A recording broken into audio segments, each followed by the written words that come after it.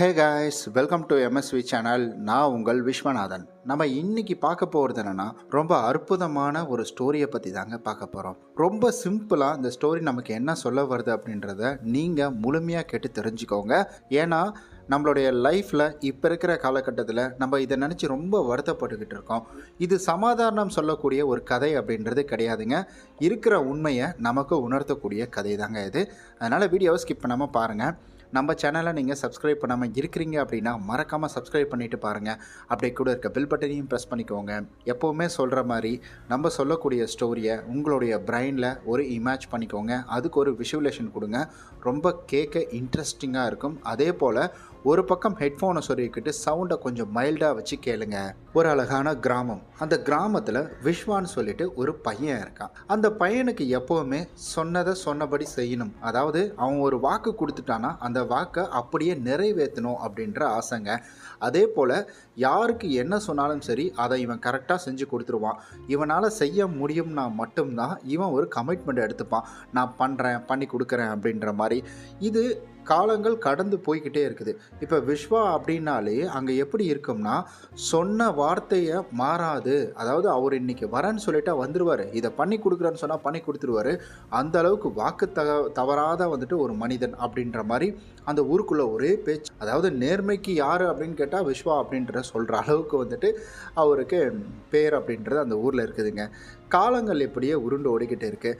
இவர் செய்யக்கூடிய தொழில் அப்படின்னு எடுத்துக்கிட்டிங்கன்னா மர வேலைகள் செய்யக்கூடிய தொழில் தாங்க. மரத்தில் வந்துட்டு கதவு செய்யக்கூடிய தொழில் தான் இவர் பண்ணிக்கிட்டு இருக்காரு.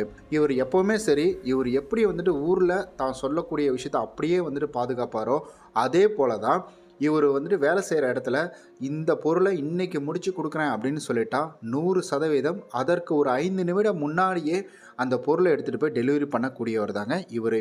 அதே போல் ஒரு நாள் என்ன ஆகுது பார்த்திங்கன்னா, ஒருத்தர் ஆர்டர் கொடுக்குறாரு, மரக்கதவுகளை வந்து ஆர்டர் கொடுக்குறாரு.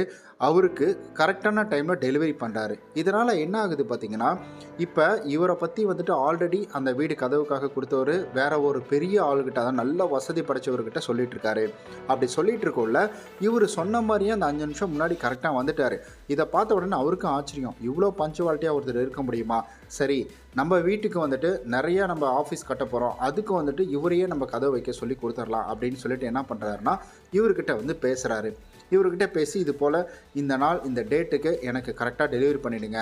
எனக்கு நீங்கள் வந்துட்டு பணம் காசு எனக்கு முக்கியம் கிடையாது. ஆனால் நீங்கள் சொல்கிறீங்கள சொன்ன நேரம் அப்படின்றது, அந்த நேரத்தை கரெக்டாக வந்துட்டு நீங்கள் பண்ணிவிடுங்க அப்படின்னு சொல்லிட்டு இவர் என்ன பண்ணுறாருன்னா, கிட்டத்தட்ட 100-200 ஆர்டர் வந்துட்டு இவர் கொடுத்துட்றாருங்க. அதே போல் விஸ்வாவும் என்ன செய்கிறான்னா, கரெக்டாக வந்துட்டு சொன்னதை எல்லாத்தையுமே வந்துட்டு அந்த நேரத்துக்குள்ள, அதாவது அவர் கொடுத்த நேரத்திற்குள்ள இவர் எல்லா கதவையுமே வந்துட்டு செஞ்சு முடித்து அதை வந்துட்டு ஒரு வண்டியில் கட்டிக்கிறாரு. வண்டியில் கட்டிக்கிட்டு இவர் எடுத்துகிட்டு போயிட்டுள்ள இவர் வந்து ஒரு ஆற்றை கடந்து தான் இவர் அந்த கிராமத்துக்கு வந்துட்டு போகணும். அங்கே போயிட்டு இதை வந்து டெலிவரி பண்ணணும். ஆனால் பிரச்சனை என்னென்னா, மழை ரொம்ப அதிகமாக பெஞ்சதுனால அந்த பாலத்துக்கு மேலேயே பார்த்திங்கன்னா, தரப்பாலம் அப்படின்றதுனால அந்த பாலத்துக்கு மேலேயே தண்ணி அதிகமாக வந்துட்டு வர ஆரம்பிச்சிங்க. இதனால் இவர் வந்துட்டு நேரத்துக்கு கொண்டு போக முடியல, ஒரு வருத்தம். அப்பயும் இவர் என்ன செய்கிறாருன்னா, கொஞ்சமாக வந்துட்டு பொறுமையாக போயிடலாம், ஏன்னா வெயிட் அதிகமாக இருக்குது, தண்ணியில் அடிச்சுட்டு போகாது, அதனால் பொறுமையாக போயிடலாம் அப்படின்னு சொல்லிட்டு முன்னாடி கொஞ்சம் வண்டியை போக விடுறாரு. ஆனால் அந்த தண்ணியுடைய வேகத்தை பார்த்த உடனே இந்த வண்டியில் இருக்கக்கூடிய விலங்குகள் அது வந்துட்டு துள்ள ஆரம்பிக்கும். மாடு எல்லாருமே பார்த்திங்கன்னா வந்துட்டு துள்ள ஆரம்பிக்குது, தண்ணிக்குள்ளே இறங்க மாட்டேங்குது. இவர் எவ்வளோ தான் ஃபோர்ஸ் பண்ணாலும் அது போகலை. அப்புறம் கூட வந்தவங்கெல்லாம் சொல்கிறாங்க, இது போல் தயவு செய்து நீங்கள் போகாதீங்க, அதாவது கூடனா அந்த வழிப்போக்கர்கள்லாம் வந்தவங்க போகாதீங்க, நீங்கள் மட்டும் போகிறது இல்லாமல் மாடும் அடிச்சுட்டு போயிடும், மாடு வந்துட்டு தண்ணியில் அவ்வளோ ஸ்ட்ராங்காக நிற்காது அப்படின்றத சொன்ன உடனே இவங்களும் என்ன செய்கிறாங்கன்னா அப்படியே பின்வாங்கிறாங்க. ஏன்னா உயிர் அப்படின்றது ரொம்ப முக்கியம். எந்த அளவுக்கு வந்துட்டு நமக்கு ஒரு பஞ்சுவாலிட்டி முக்கியமோ அந்த அளவுக்கு வந்து உயிர் அப்படின்றது முக்கியம் தானே அப்படின்ட்டு இவர் என்ன செய்கிறாருன்னா, மழை அதிகமாக பேஞ்சிக்கிட்டே இருக்குது. சரி, எப்படியா இருந்தாலும் காலையில் மழை விட்டுரும், அதுக்குள்ளே காலையில் வந்துட்டு அந்த அணை திறந்துட்டாங்கன்னா இங்கே தண்ணி குறைய ஆரம்பிச்சிடும், அப்போ நம்ம காலையில் போகலாம் அப்படின்னு சொல்லிட்டு இவர் என்ன செய்கிறாருன்னா, அங்கே இருக்கக்கூடிய வந்துட்டு ஒரு மலை அடிவாரத்தில் சின்னதாக ஒரு கூடாரம் மாதிரி அடித்து அந்த இடத்துல இவர் குடிசை போட்டு இவர் என்ன செய்கிறாருன்னா, சாப்பாடு செஞ்சு சாப்பிட்டுக்கிட்டு இங்கே இருக்கிறாருங்க. அதாவது இப்போ கொண்டு வந்த பொருளை எல்லாத்தையுமே வந்துட்டு நல்லா துணியெல்லாம் போட்டு நல்லா மூடிட்டு தண்ணி படாமல் வந்துட்டு இருக்குது. இவர் இந்த மாதிரி வேலைகள் செஞ்சிட்ருக்கக்குள்ள திடீர்னு பார்த்திங்கன்னா ஒரு முணுமுணுக்கிற சத்தம், அதாவது வந்துட்டு ஏதோ அலற மாதிரி வந்துட்டு ஒரு சத்தம் அப்படின்றது கேட்குது. அந்த சத்தம் கேட்டவுடனே இவருக்கு ஒன்றுமே புரியல. இவருக்கு புரியாததுனால இவர் என்ன பண்ணுறாருன்னா, அந்த சத்தம் வர திசையை நோக்கி இவர் போகிறாரு. அப்படி போகிறக்குள்ளே பார்த்திங்கன்னா ஒரு 4 பேர் வந்துட்டு ஒரு பையனை கட்டி போட்டு அடிச்சுக்கிட்டு இருக்காங்க. கட்டி போட்டு அடிச்சுட்டு இவங்க என்ன பண்ணுறாங்கன்னா, இந்த பையனுக்குள்ளே இருக்கக்கூடிய உறுப்புகள் எல்லாருமே எடுக்கிற கும்பல் போல். அதனால் இதே போல் இன்னும் நமக்கு நிறையா பேர் தேவைப்படுறாங்க. இவனுங்களை வச்சு வேறு யாராவது பிடிக்கணும் அப்படின்னு சொல்லிட்டு இவங்க என்ன செய்கிறாங்கன்னா, அந்த இடத்துல வேறு இன்னும் ஒரு 4 பேர்த்த வந்துட்டு ஏற்பாடு பண்ண சொல்கிறாங்க. அதுக்கு வந்துட்டு இந்த பையன் இவங்க வருவாங்க, நான் கூப்பிட்டா இவங்க வருவாங்கன்னு சொல்லிட்டு இந்த பையனே வந்துட்டு ஒரு சில ஆட்களை சொல்கிறான். அப்போ இதெல்லாம் பார்த்துட்டு இருந்த அவருக்கு பயமாயிடுச்சு. ஏன்னா அவரு சாதாரண ஒரு வியாபாரி இந்த மாதிரி அடித்து போட்டு ஒருத்தரை துன்புறுத்தி அவங்களுடைய உடம்புல இருக்க உறுப்புகள்லாம் எடுக்கக்கூடிய ஒரு கும்பல் இருக்கிறாங்க அப்படின்னா, அப்போ நம்ம மாட்டினா இவனுங்க வேறு 4-5 பேர்த்து தேடிட்டு இருக்கானுங்க. அப்போ நம்மளையும் வந்துட்டு இவனுங்க வந்துட்டு இது போல் பிரச்சனையில் சிக்கலில் மாட்ட விட்ருவானுங்க அப்படின்ற மாதிரி இவர் என்ன பண்ணுறாருன்னா, அங்கேருந்து அப்படியே பின்வாங்க ஆரம்பிக்கிறாரு. இருந்தாலும் இவருக்கு மனசே கேட்கல. இவர் அங்கேருந்து இவருடைய பொருள் வச்சுருக்கிற இடத்துக்கு, மாடு இருக்கிற இடத்துக்கு வந்துடுறாரு. வந்தவுடனே பார்த்திங்கன்னா தண்ணியும் வந்துட்டு படிப்படியாக குறைஞ்சிருச்சு, சூரிய வெளிச்சமும் வர ஆரம்பிச்சிருச்சு.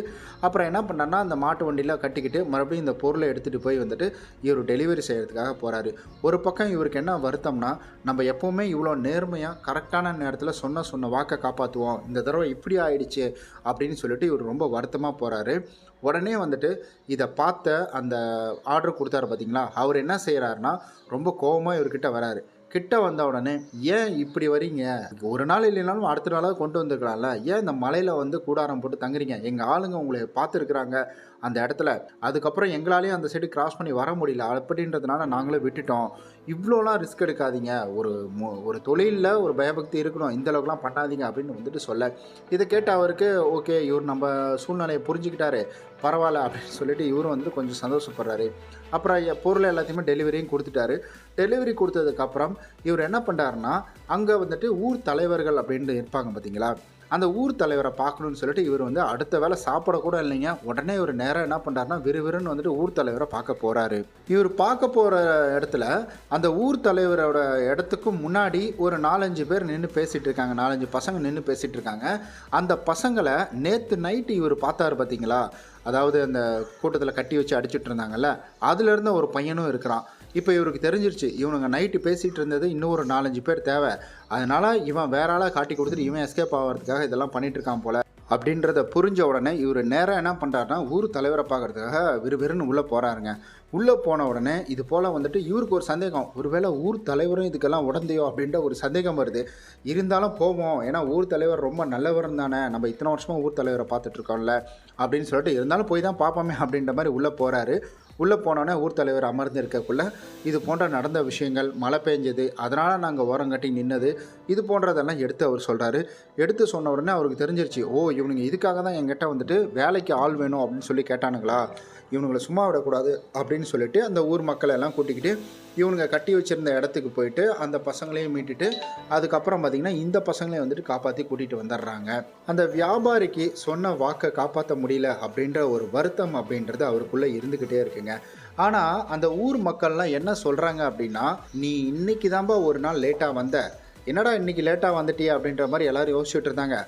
ஆனால் இப்போ நடந்திருக்கக்கூடிய விஷயத்தை வச்சு பார்க்கக்குள்ள நீ லேட்டாக வந்ததே நல்லது தான், இல்லைன்னா அந்த பசங்களுடைய உயிர் அப்படின்றது போயிட்டுருக்கோம் அப்படின்ற மாதிரி சொல்லி இவர் ஒரே புகழ ஆரம்பிச்சிட்டாங்க. ஆமாங்க, இப்படி தான் நம்மளுடைய லைஃப்லேயும் வந்துட்டு நிறையா விஷயங்கள் நடந்துகிட்ருக்கும். ஒரு தடுங்கல் வருது, ஒரு பிரச்சனைகள் வருதுன்னா அந்த பிரச்சனைகள் வர்றது எல்லாமே நம்மளுடைய நல்லதுக்கு தான் அப்படின்றத நம்ம எடுத்துக்கணும், இல்லை நம்மளை சுற்றி இருக்கவங்களுடைய நல்லதுக்கு தான் அப்படின்றத நம்ம எடுத்துக்கணுங்க.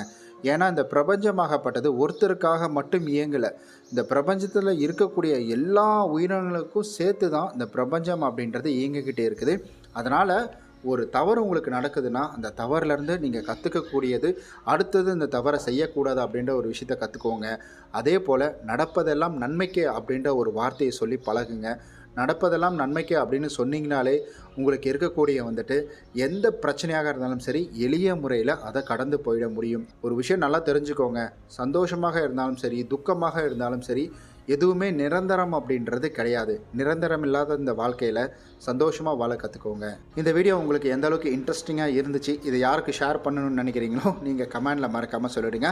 நம்ம நாளைக்கு இது போல் ஒரு சூப்பராக ஒரு இன்ட்ரெஸ்டிங்கான வீடியோவில் சந்திக்க